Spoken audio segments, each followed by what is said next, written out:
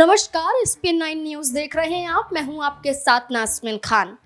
हरियाणा में जननायक जनता पार्टी प्रमुख दुष्यंत चौटाला विधानसभा चुनाव में अपनी पार्टी को एक सीट भी नहीं दिला पाते।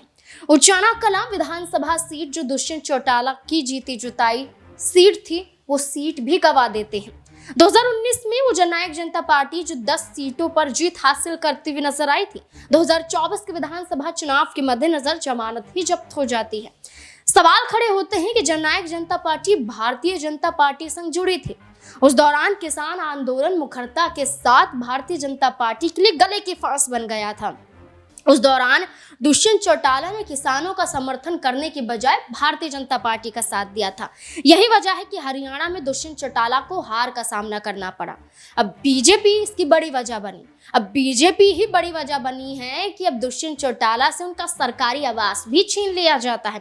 दरअसल भारतीय जनता पार्टी ने मंत्रालय वितरण के बाद सरकारी आवासों को लेकर भी एक बड़ा फैसला किया और सरकारी बंगले यहां पर अलॉट किए गए, जिसमें से अगर हम बात करें तो परिवहन और ऊर्जा मंत्री अनिल विज को जो सरकारी आवास, सरकारी कोठी चाहिए थी, वो सेक्टर 3 की 32 नंबर की कोठी थी, लेकिन वो अनिल विज को पहले भी नहीं मिली, इस बार भी नहीं मिली। ये कहा जाता है कि जो वरिष्ठ जो विधायक होते हैं, जो लगातार चुनाव जीतते हैं, जिनके पास बड़े विभाग होते हैं, उन्हें ये सरकारी आवास दिया जाता है। अनिल विज तो उम्रदराज, तजुर्बेदार और वरिष्ठ नेता हैं, वरिष्ठ विधायक हैं और मंत्री हैं, लेकिन उसके बावजूद भी नहीं मिलता। ये कोठी पंचायती राज मंत्री कृष्णलाल पंवार को दे दी जाती है। इससे पहले रामविलास शर्मा के पास ये कोठी थी, कई और चेहरों के पास भी कोठी नजर आई।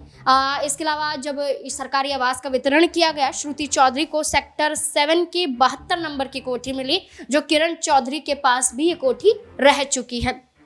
इसके अलावा जो दुष्यंत चौटाला का सरकारी आवास था, सरकारी कोठी थी, वो सेक्टर 2 के 48 नंबर की थी।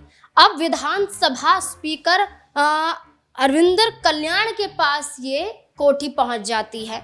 दुष्यंत चौटाला के पास थी। दुष्यंत चौटाला से अब वो ना उप मुख्यमंत्री हैं, ना ही बीजेपी के साथ हैं, ना ही विधायक हैं और ना ही पार्टी जीती है, तो सरकारी आवास तो जाना ही था। तो इस आधार पर देखा जाए तो हरविंदर कल्याण जो विधानसभा अध्यक्ष हैं, वो इस कोठी में रहेंगे, सेक्टर 2 की 48 नंबर की कोठी में।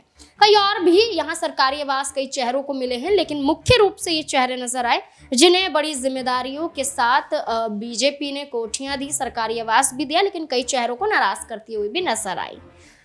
इस मुद्दे के साथ यही सवाल खड़ा होता है कि भारतीय जनता पार्टी के हर फैसले आलाकमान द्वारा लिए जाते हैं, दिल्ली से चुनकर फैसले आते हैं। न्याप सिंह सैनी मात्र भर कठपुतली के रूप में काम करते हैं। क्या ऐसा ही नजर आता है? क्या लगता है आपको? अपनी राय कमेंट सेक्शन में जरूर दें। देश और दुनिया की बाकी और तमाम खबरों के लिए देखते रहे SPN9 न्यूज। धन्यवाद।